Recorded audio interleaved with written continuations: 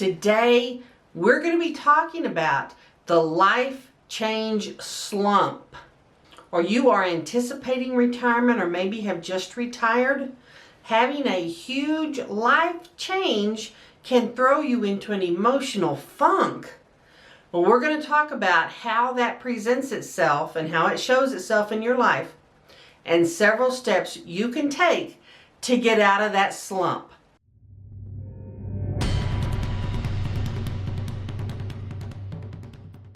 Hi everybody, my name is Dee Burks and this is Retirement Rescue, where we talk about how to make money, save money, and create a retirement from nothing. Well, one of the things that people really get tripped up on at various points in their life is the life change slump. And let me tell you what I'm talking about. When you have a major life change, like you become an empty nester and your last kid goes off to college, or you have been thinking about retirement, but then you actually retire, it can throw your whole life into a slump. And this can happen not only at those two times, but you can suffer a little mini version of it anytime you change a job. Anytime you get divorced. Oh my goodness, that's a big one. It can happen at the death of a partner. It can happen if your spouse retires and you haven't yet. There are many different changes in your life that can cause you to go into kind of an emotional funk. Now, for a lot of people, retirement is the biggest one, or one of the biggest ones. And the reason is, when you go through these other changes, like maybe an empty nester, maybe you change jobs, there are parts of your life that are still rolling along as, quote, normal. When you retire, every single part of your life changes. You're not working in the same job. Your relationship at home is going to change because you're home all the time. You have to completely reinvent your entire life. There is no such thing as normal anymore. And that is one of the reasons people struggle with it so much. Not any part of your life is, quote, normal anymore. You've got to create some sort of new normalcy before you can move forward. But I really want to talk to you about 5 different things you can do to help yourself through those emotionally trying life slumps.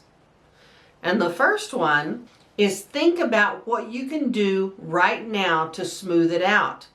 We all start going through this slump just anticipating the life change.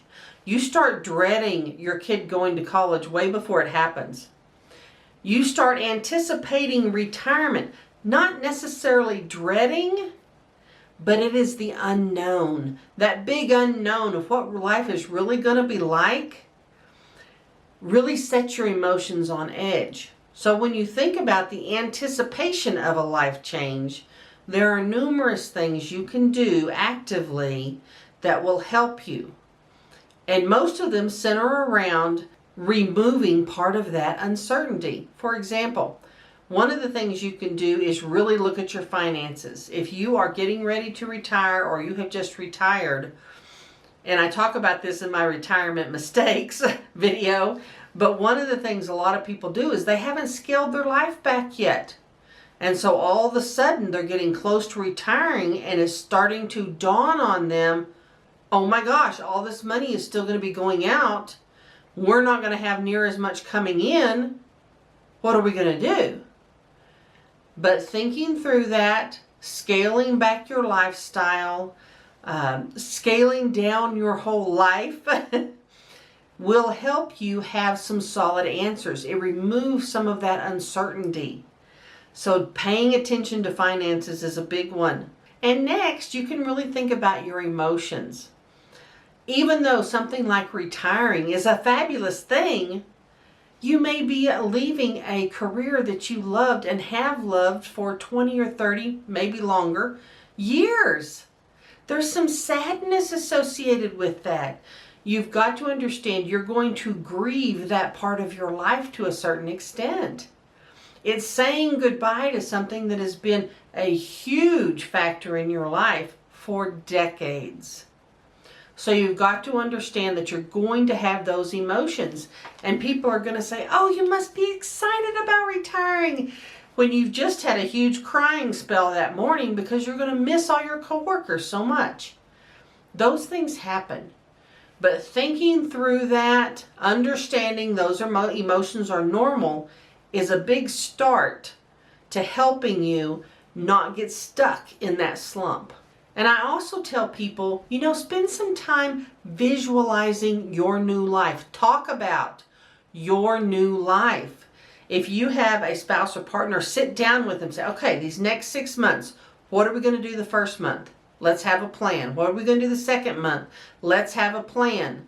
Because a lot of people, they're just trying to get to the retirement part. They don't think past day one of retirement. They're like, oh, I'm going to sleep late. And then what? So talking about that, figuring out a plan and visualizing, okay, this is what it's going to look like at least the first 6 months. This is what my plan is. I'm going to go these places. I'm going to do these things.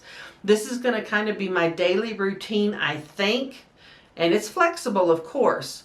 But set yourself some kind of plan that removes, again, some of that uncertainty and helps you mentally. The second thing you can do to really help you through this life slump and get ready for it is declutter and organize. This is one of the reasons I do so many declutter and organize videos. As you're preparing for retirement, or maybe you've had kids leave home, or maybe you're already retired, getting things organized and getting rid of those things you don't need anymore feels good. It feels good because you're doing something. So don't just sit and watch TV. Go ahead and be working through all of the things in the various rooms in your house, decluttering things. Stay busy. Even before you retire, start decluttering, start downsizing, start getting rid of all those things that are just weighing you down.